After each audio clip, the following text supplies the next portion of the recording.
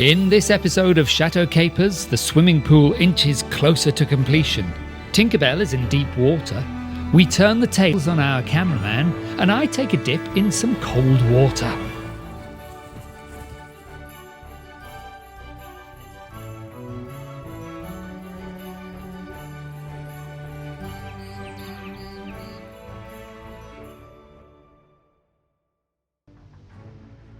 With 21 days until the wedding, our stress levels are understandably beginning to rise a little. More pressing was that Chateau DIY were visiting in a few days with the expectation of filming a finished swimming pool and terrace. However, we hadn't finished filling the pool because of a problem with the light, and we had yet to start the terrace. This would be one of the hardest weeks we've had so far. We started early because we knew it was going to be a hot day, about 35 degrees Celsius, in the shade, and we would be in a sun trap. I thought that if we could complete half of it in one day, then we'd still be on track to get the work done in time. I thought we'd need to get more done than that, and was determined to do everything I could to save Rory's time by mixing sand and cement, passing him slabs and cleaning them as we went along. As the sun reached its peak, Rory was wearing a sun hat and factor 50. We were both pleased as we reached the halfway point and somehow found the strength and drive to carry on. Having hurt my back the other week whilst laying the coping stones, I then pulled something in my shoulder fitting the liner. All in all, I felt the need to be sitting by a pool, not building one. As the day grew old, the temperature didn't drop, but the shadows slowly crept in to lend a hand. Ultimately, utter fatigue overtook us. We'd put in a 12-hour day and nearly completed the first 3 rows of the terrace. We were exhausted, but absolutely thrilled with the result. So that's the distance left to tile, and that's what we've done today. It's been a really tough day, but we've done really well. So this run of tiles that we haven't done, that's because they're all going to be cut, because then it's not quite a tile's width. So each one will have to be individually cut, made to measure, because of the imperfections of the pool, etc. There's a couple of centimetres difference at the far end from this end. But we've done really well. It's been such a tough day, but we almost did it. It would be another brutal 12-hour day. I needed to get the pool plumbing completed before we could finish backfilling the trench. The backfilling needed to be completed before we could lay the travertine terrace stones around the pool. There was still so much to be done. We need to run a water line into the barn. Since the whole area is already a mess, we had someone dig a trench for the new pipe. Unfortunately, it wasn't deep enough, so I'll need to dig down further to make sure it's protected from frost. As Rory was focusing on the plumbing work, there was no one left but me to backfill the trench. It was hours and hours of shoveling and tipping gravel. It was also looking increasingly likely that we would run out of gravel. Rory wanted the shorter sides of the pool backfilled first so that he could keep laying the terrace slabs. It's just after 8 o'clock. It's still sunny and warm. It's been really roasting today. See Jane behind me, wheeling a barrow full of gravel. She's backfilling. And I just sort of challenged myself. Do you not have the energy to lay a few more slabs? I think I do. I don't want to, but now I've said it, if I haven't done it in the morning, I'll be really annoyed with myself for not doing. So I'm gonna lay some slabs. We were so tired we just wanted to stop, but since we hadn't actually fallen asleep, we kept going.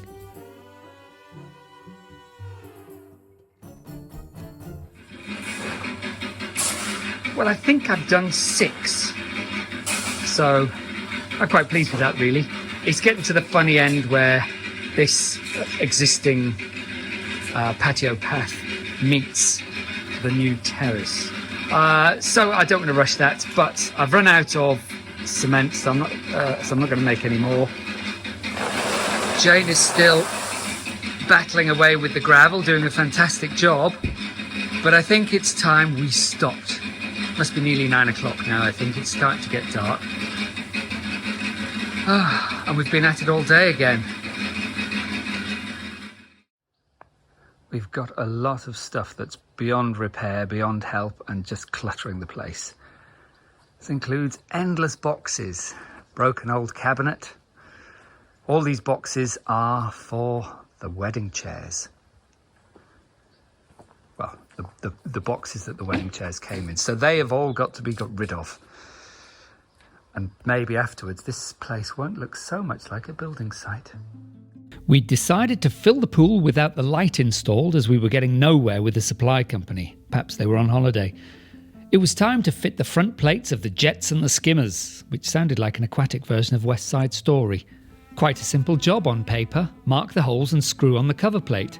But putting holes into a brand new pool liner is still a nerve-wracking thing to do. Rory had cut down 4 coping stones with his little angle grinder, but these slabs were much bigger. We thought we'd hire a concrete saw, but couldn't find one, so we bought a bigger angle grinder, and I held my breath as Rory thrashed away at the stone by his ankles.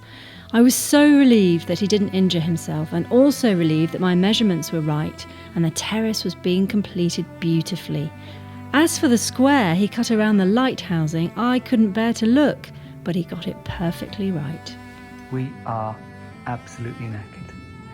Jane has been shoveling like a mad woman and has done so much backfilling today. Let me just show you.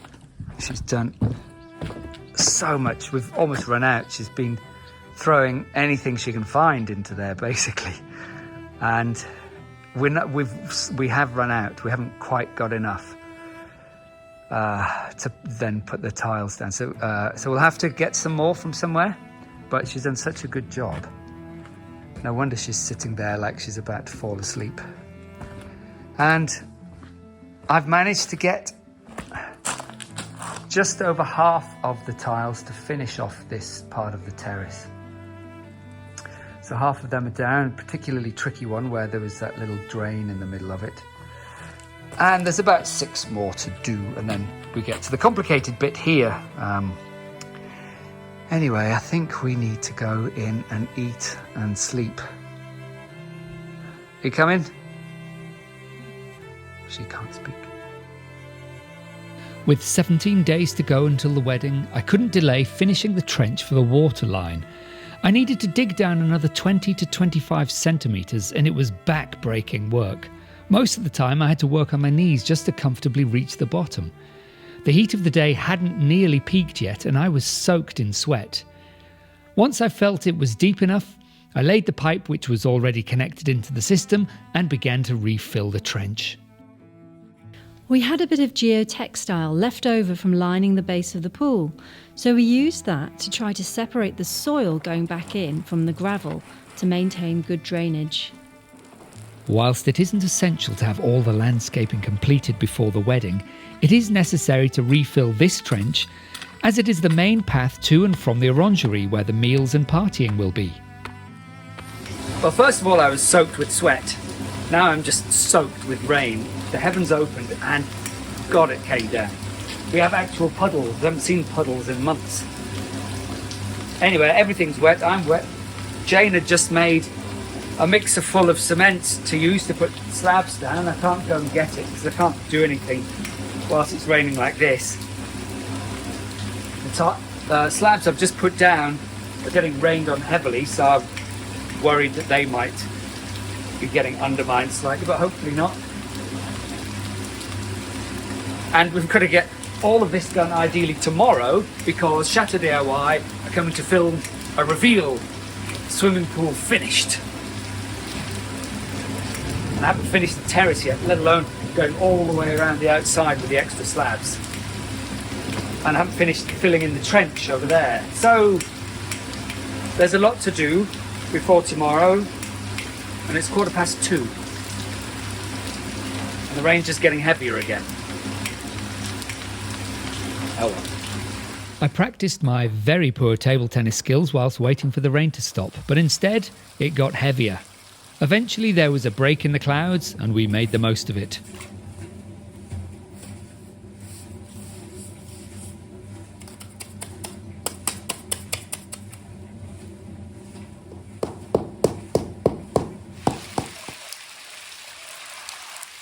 The rain soaked Jane tidying up the tools.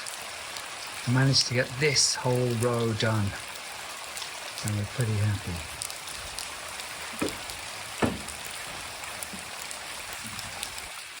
Well, my poor trainers are absolutely filthy.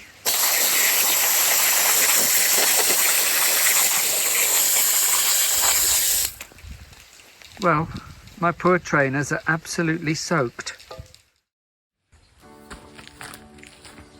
Good morning. I'm feeling like my eyes are sagging down to my chin. That may or may not be true. So overnight, I was so tired, I was completely dead to the world, but Jane informed me that the rain was so heavy that she thought, well, that's about the heaviest rain I've ever heard. And then it got heavier, and then it got heavier. I heard nothing. So I'm just going to see if there's any damage to the slabs I laid yesterday,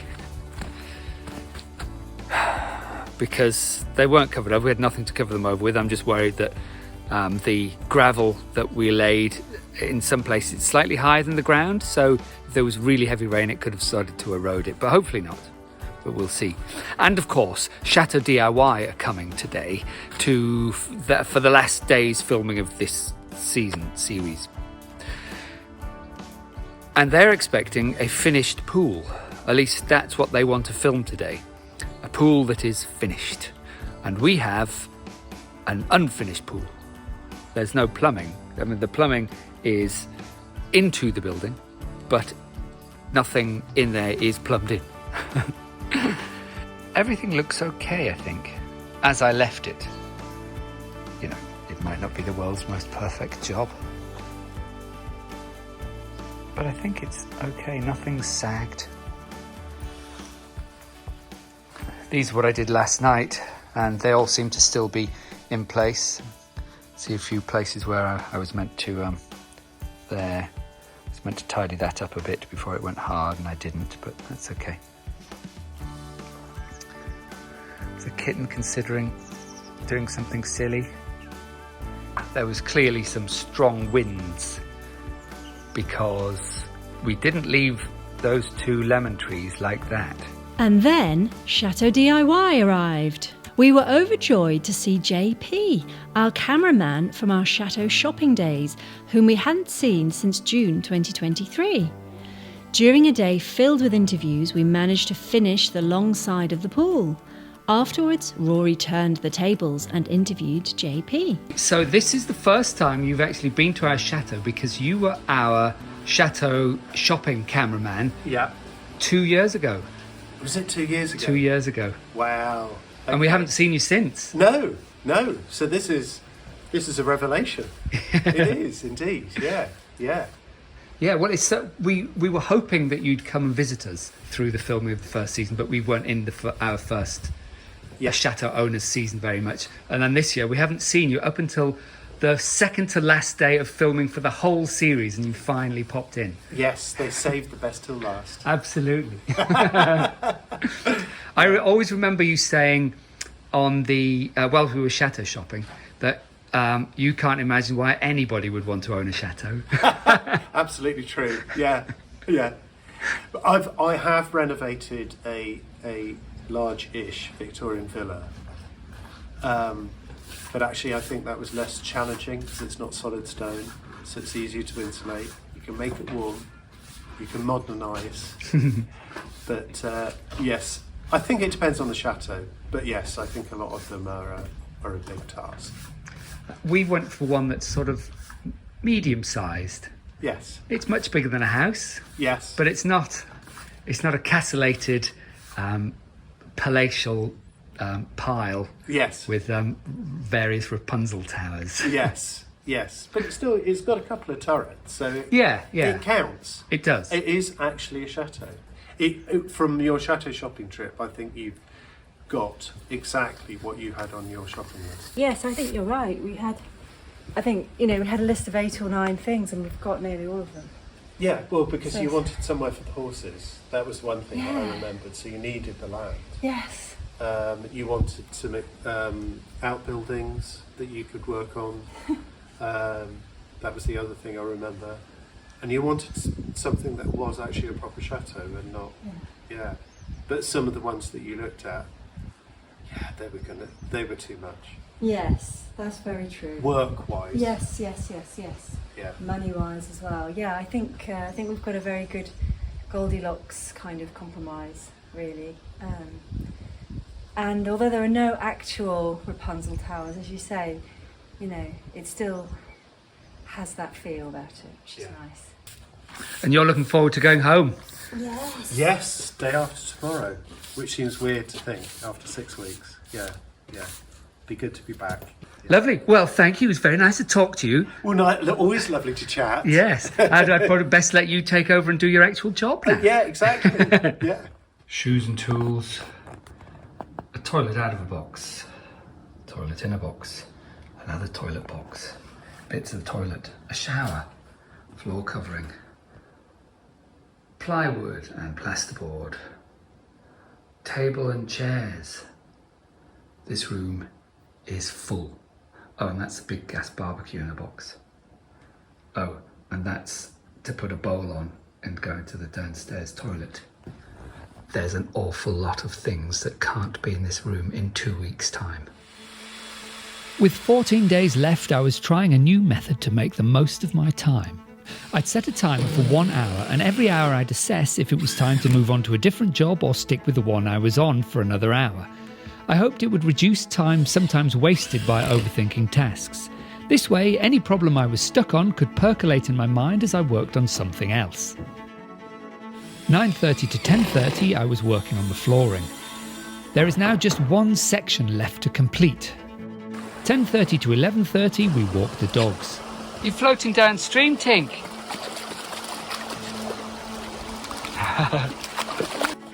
11:30 to 1:30, I worked on solving the shower waste pipe for the 2 shower rooms. After that, well, it was time to get wet.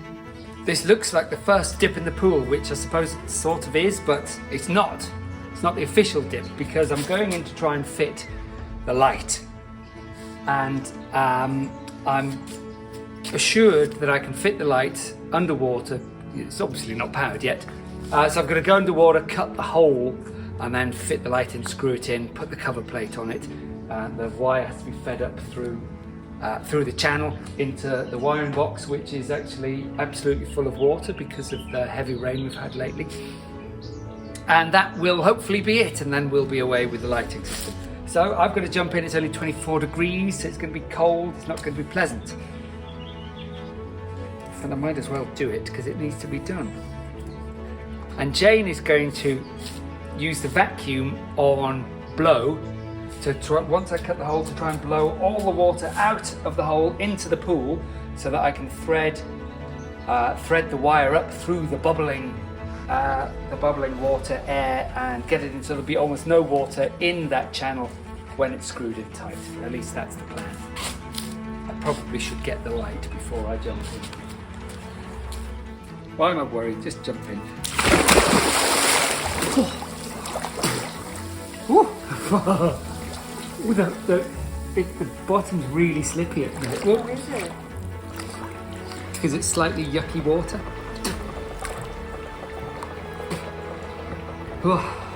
Right, probably tastes of frog or something.